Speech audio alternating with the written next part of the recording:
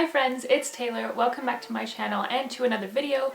Today I'm going to be sharing with you a completely new obsession of mine, and I've got two huge announcements and I'm going to be really annoying and put them at the end of this video, so make sure to stick around to hear those announcements because I'm very excited and very nervous. First of all, I just want to apologise for the lighting. The weather is absolutely gash in Scotland today, well, in our part of Scotland anyway, and it's very dark. So I've got my light above, my big light on as we call it in Scotland, or at least in our house, and it's not the best lighting, but I'm just kind of working with what I've got today.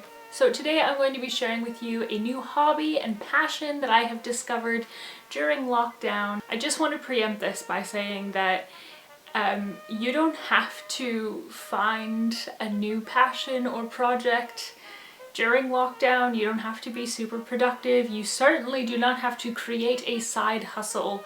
However you spend lockdown that keeps you sane and happy is good. So I guess I'll start with kind of how this all started. Quick summarization, I guess, is that just over a year ago I started learning the very beginnings and basics of sewing from my mother-in-law.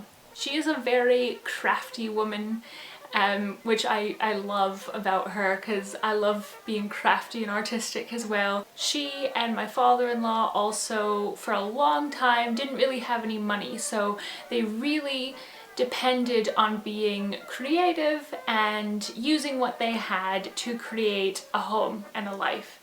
And as a result, there are lots of things she's teaching me in my kind of young marriage, and one of those was sewing. It's something I've been interested in for a long time, but I didn't really know where to start, and to be honest was really intimidated by the whole thing. So she started teaching me some very basics of hand sewing, and then as a wedding gift when I got married last year, my mom bought me my first sewing machine, which is my best friend. I still very much feel like a beginner and a novice, and I think I'm probably going to feel that way for a long time. So I'm still using lots of tutorials and lots of instruction videos, and I still have to refer back to the instruction booklet on my sewing machine probably more often than I would like, but it's something that has really helped me handle my anxiety and days when I'm feeling a little bit low. Being able to make something out of a bundle of scraps or something that I own that maybe we're not using anymore or doesn't fit is just such a joy, and it has helped raise my confidence so much. But one of the things I was particularly interested in learning how to make were quilts. I am fascinated by quilts and their history and how they're made and why they're made.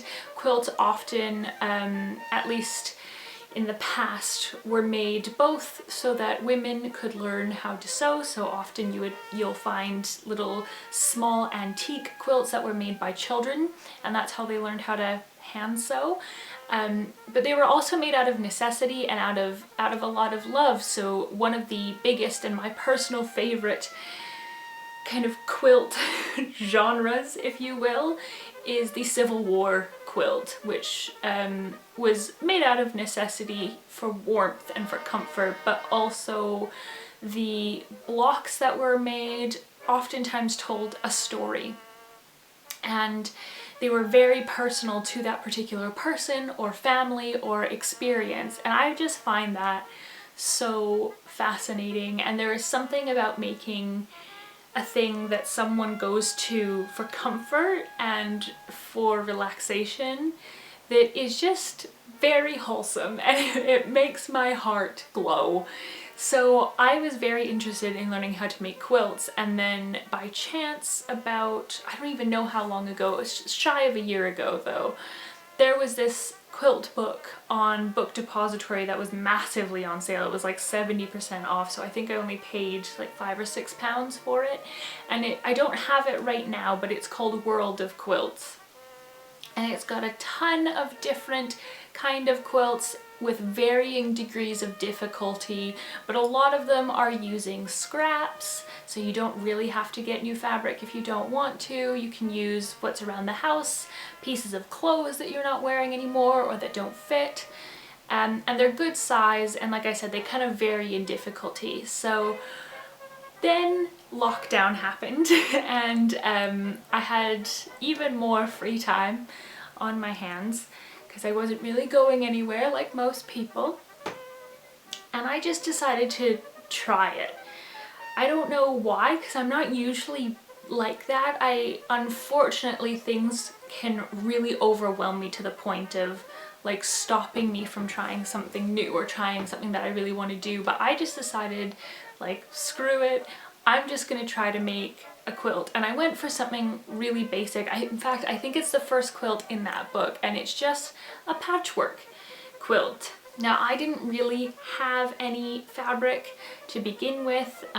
As of right now, all the clothes in my wardrobe fit, and they're not really out of use, and they're not worn enough to not be able to be worn. They're not damaged, basically.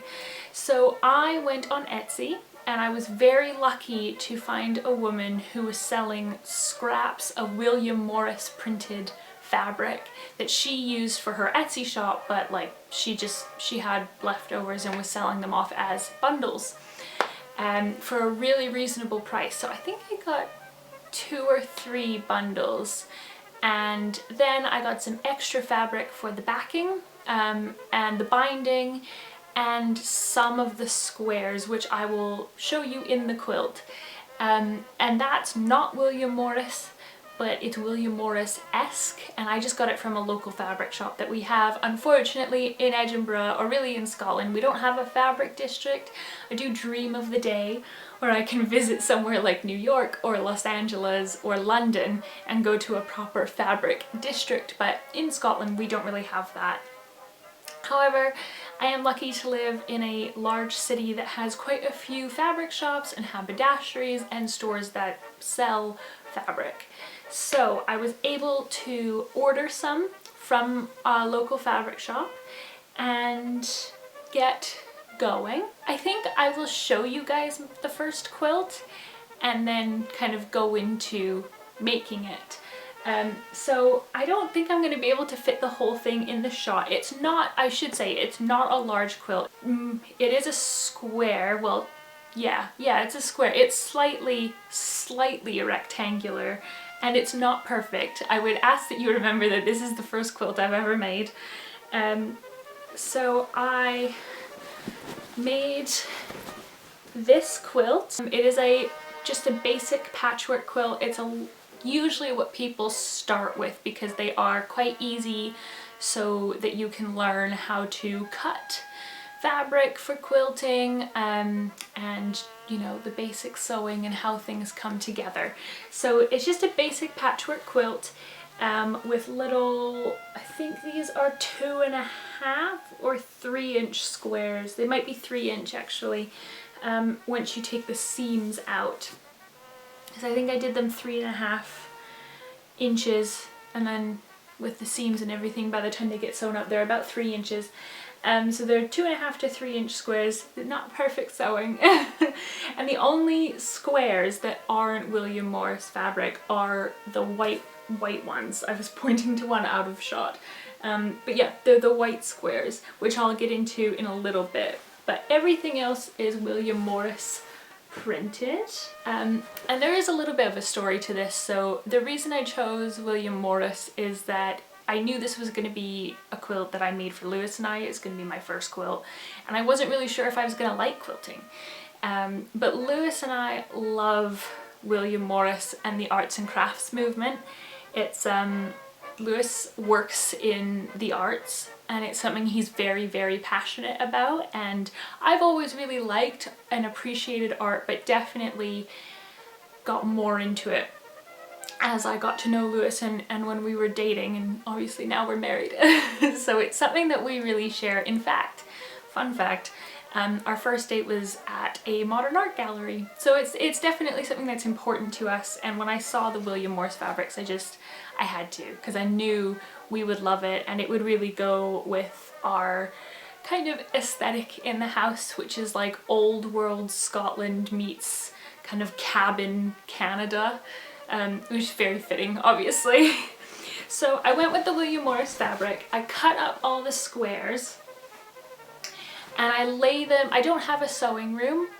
We currently live in a 1-bedroom flat, so my kitchen is my sewing room currently. And I just cut up all the squares and laid them on the kitchen floor as I thought they would look good. The reason I inserted this white, and you can see this isn't quite a square, so that's a really good example of how my sewing's not perfect. There is a little bit of a dip here, but I really wanted a white fabric or something very light in this quilt because although the William Morris fabrics are absolutely beautiful, they are, as of their time, quite dark, and I wanted to lighten up the color palette a little bit. So there's no pattern to this patchwork. I just lay squares as I thought they would look quite good and adjusted as I went. So I would cut up the squares, I would lay them all down in rows on the kitchen floor, and then I sewed them into squares of 4, and then I sewed, you know, the first row of those 4 patch squares together, and I did all the rows, and then I sewed the rows together. And then I sandwiched the quilt, which is when you put the quilt top and then the batting underneath that, and then on the very bottom is your backing fabric. Now it's a little bit hard to see on the camera, but for the backing and the binding, I actually used the same fabric as the white, just in different colors. So you will actually, ooh, there's a thread. You'll actually be able to see in this that there is a pattern to the white fabric. You just can't see it because it's really, really light. But it's this, I'll see, I don't know if you'll be able to, yeah, it's not really focusing, but it's it's leaves, basically. It's botanical, but it's just leaves, and it's got that kind of old arts and crafts look to it. So I got it in a green for the backing, and then for the binding I did it in a blue. And I think it turned out really well. I will say I don't have the proper equipment for my sewing machine to do quilting. So I didn't know this before I started, but they're called a quilt because of the type of sewing you do to attach all 3 layers of the sandwich together. And that is the kind of thread that runs throughout the body of the quilt. So I hand quilted everything. I still don't have the equipment to quilt on my machine. So I am hand quilting everything, and as much as it is time consuming and very hard on the hands, it is so much fun, and it's so nice, especially in the autumn, to sit down with a movie or a TV show and just hand quilt for like hours on end. That might not sound fun to everybody, but it's fun for me. So I really enjoyed it. So I have hand quilted this completely. And I don't think you'll be able to see it, but I went with quite a wide quilting stitch. Like I said, it's my first, but I actually really like the way the wide stitch looks. And I'm happy with the way it turned out. Now, like I said, I'm still a novice when it comes to sewing, and certainly when it comes to quilting, because I've only made 2, and I'll show you the second one because it's a different kind of quilt. So as you can see, my sewing of the binding is certainly not perfect. The binding is definitely the hardest part for me, especially the corners. They're notoriously tricky. There's a certain way you have to fold them so that they don't bunch up, but mine are still a little bit bunchy. So they're not perfect, but I'm still pretty happy with how they came out.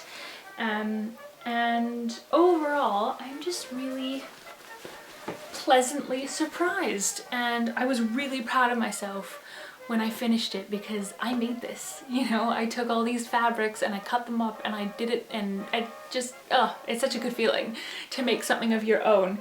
So needless to say, when I finished that quilt, I was obsessed and immediately started making another one, which I will show you right now. So I've only made 2 so far. This is a different type of quilt. This one that I will show you is slightly smaller. It is technically a crib size, although it doesn't need to be used for a baby. It could be used, like if it was Lewis and I, we'd probably use it as a quilt for the cats. And we'd probably put it on the cat bed because we have cats, not kids. And you could also use quilts this size, or any size really, as wall decoration. There's just so many things you can do with them, but this is known as a crib size. So it is a baby quilt, but it doesn't have to be used as that. Now this one, I wanted to do something more Scottish based. As you guys know, I live in Scotland. I love Scotland. I worked very hard to get here. So I found these fabrics with these thistles at a local fabric shop, and this cream one in particular I just fell in love with. I don't know if you'll be able to see it, but it's a cream white backing with thistles printed all over it. This type of quilt, as you can see, there's no patchwork or anything. This is called a whole cloth quilt. Really hard to say. Which just means that you cut out one big piece of cloth and you quilt it, and there's no squares, there's no kind of pattern to it. So they're super easy to make. Where this one, and be in mind that this is my first quilt, this one took me 3 or 4 weeks to make, not working on it all the time every day, but it did take me about 3 or 4 weeks.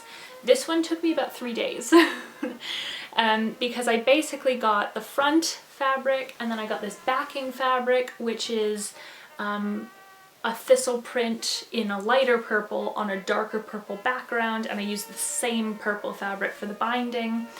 And you just sandwich them with some batting in between and then go ahead and quilt it. So, you know, cutting, batting, basting took an hour maybe, or 2 hours, because I'm still slow. But it only took a couple hours, and then it took me about 2.5 days to quilt it. And once again, like I said, I still don't have the equipment to do that by my sewing machine, so I quilted it by hand.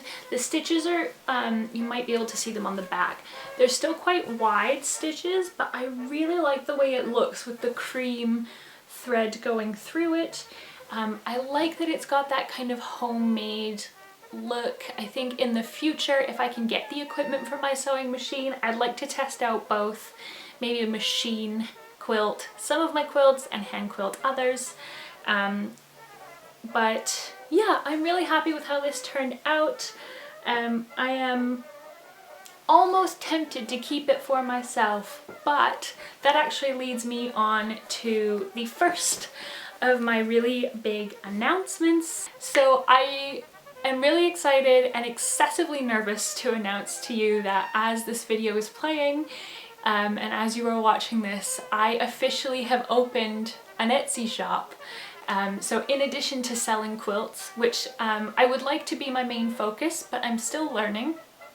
In addition to selling quilts though, I will be selling, what do I have so far? I think I have some bandanas, I have scrunchies, I have some home linens, things like kitchen towels, I have pillowcases, and I also have some scrap fabric bundles that you can use to make small crafts if you'd like to, whether you sew or not. Fabric is a really nice medium to work with. So yeah, that is open, and as a part of that, this crib size thistle quilt is on sale. I will say for this quilt in particular, and I think I've said this about 1,000,000 times because I'm still quite self-conscious, I suppose. I am a new quilter, so this is not perfect, which is why it will be priced kind of more on the cheaper end of things. It's not perfectly square. Like I said, I'm still struggling with binding, and one of the corners you can see a little tiny bit of batting coming out.